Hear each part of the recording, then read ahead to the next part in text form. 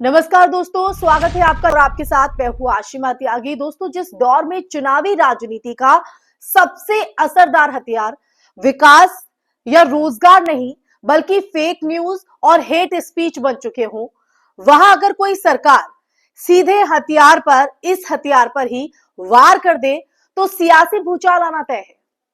कर्नाटक के बाद दोस्तों अब तेलंगाना की कांग्रेस सरकार का ऐलान साफ संकेत देता है कि विपक्ष अब सिर्फ भाषणों से नहीं बल्कि कानूनी रणनीति से भी मुकाबले के मूड में है। तो आप समझ गए होंगे दोस्तों कि आज हम किस मुद्दे पर बात करने जा रहे हैं। दरअसल सवाल ये नहीं है कि ये कानून आएंगे या नहीं, सवाल ये है कि क्या इससे उस राजनीति की रीढ़ टूटेगी जो नफरत और झूठ के सहारे सत्ता तक पहुंचती रही है।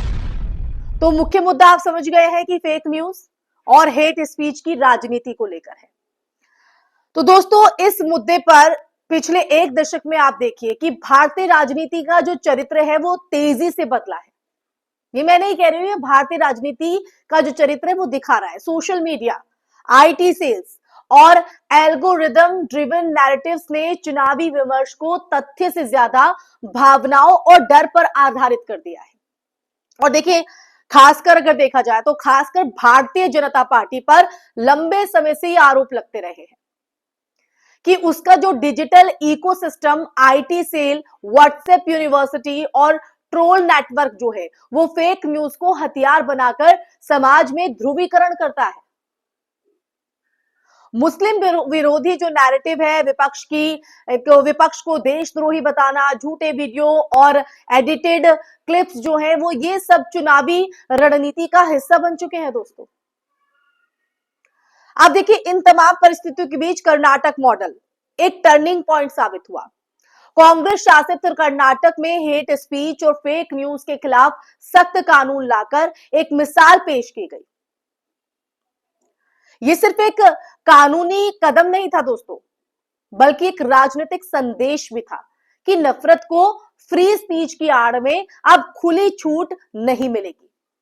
इस कानून में social media platforms, digital publishers और व्यक्तिगत अकाउंट्स, तीनों की जो जिम्मेदारी है ना दोस्तों, वो तय करने की बात की गई, जो अब तक केंद्र सरकार टालती रही है। अब देखिए, तेलंगाना के कदम पर आते हैं। तेलंगाना का जो कदम है वो उसका रणनीतिक विस्तार यहां पर समझिए। अब तेलंगाना की जो कांग्रेस सरकार भी इसी राह पर आगे बढ़ती नजर आ रही है। दोस्तों, ये दर्शाता है कि भारतीय राष्ट्रीय कांग्रेस ने इस मुद्दे को सिर्फ राज्य स्तरीय प्रयोग ना मानकर राष्ट्रीय रणनीति के रूप में अपनाना शुरू कर दिया है। तेलंगाना में प्रस्तावित कानून का जो फोकस है वो चुनावी समय में फैलाए जाने वाले झूठ, सांप्रदायिक उकसावे और डिजिटल प्लेटफॉर्म्स की जवाबदेही पर है दोस्तों। यानी अगर देखा जाए तो सीधा निशाना उस सिस्टम पर है जो अब तक बेखौफ काम करता रहा। बीजेपी आईटी सेल क्यों घबराएगा, ये सवाल अब मन में कहीं ना कहीं आता है। हमारी चर्चा का अगला पहलू ये, क्योंकि ये जो कानून है वो भाषण से ज्यादा इंफ्रास्ट्रक्चर पर हमला करता है दोस्तों। ट्रोल्स को पता है कि पुलिस केस और जेल से ज्यादा डर उन्हें डिजिटल ट्रेसिबिलिटी और कानूनी जवाबदेही से लगता है। अगर राज्य स्तर पर एफआईआर, तेज चार्जशीट और चुनाव आयोग के साथ समन्वय जो है वो शुरू हो गया तो फेक न्यूज की फैक्ट्री का प्रोडक्शन स्लो होना तय है। और दोस्तों, यही वजह है कि ऐसे कदमों को तुरंत अभिव्यक्ति की आजादी पर हमला बताकर बदनाम करने की कोशिश होती है। लेकिन खतरे भी अगर देखा जाए तो खतरे भी कम नहीं है। यहां एक ईमानदार सवाल उठता है, क्या ऐसे कानूनों का दुरुपयोग हो सकता है? जवाब है हां। अगर राजनीतिक इच्छा शक्ति कमजोर हुई तो इसलिए असली परीक्षा कानून बनने के बाद शुरू होती है दोस्तों। क्या कार्रवाई सभी पर समान होगी? क्या सत्ता पक्ष के समर्थक भी इसके दायरे में आएंगे? अगर ऐसा हुआ तो यह भारतीय राजनीति में एक ऐतिहासिक मोड़ होगा। राष्ट्रीय राजनीति पर असर अगर देखा जाए तो कर्नाटक और तेलंगाना मॉडल सफल होते हैं तो अन्य जो विपक्षी शासित राज्य भी इस राह पर चल सकते हैं। इससे केंद्र सरकार पर भी दबाव बढ़ेगा।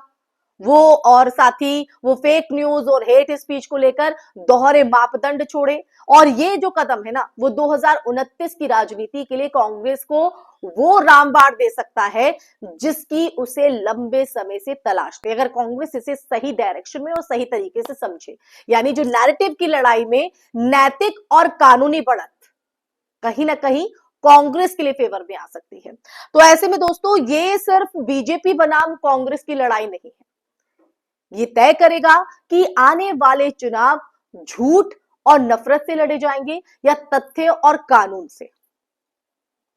दोस्तों, अगर फेक न्यूज पर सचमुच लगाम लगी तो राजनीति का जो टोन है वो बदलेगा और शायद शायद लोकतंत्र को भी थोड़ी राहत मिलेगी। अब देखना यह है कि ये जो हथियार है वो सिर्फ दिखावटी है या वाकई उस सियासत की नस पर वार करेगा जो डर फैलाकर, जी हां, डर फैलाकर सत्ता बचाती आई है। तो ऐसे में दोस्तों, आज का मुद्दा ये जो था बेहद गंभीर था, इस सच को आपके सामने रखना जरूरी था। अब ऐसे में कांग्रेस इसको किस दिशा में लेकर जाती है, किस तरह से इसका इस्तेमाल करती है, किस तरह से, क्योंकि जो नैरेटिव की लड़ाई है, क्या उसमें कामयाब हो पाएगी कांग्रेस, क्योंकि सच्चाई तो उसके सामने है, वो सही ट्रैक पर अब चलती हुई भी दिखाई दे रही है। जैसे कि कर्नाटक की मैंने बात की, तेलंगाना की हमने बात की।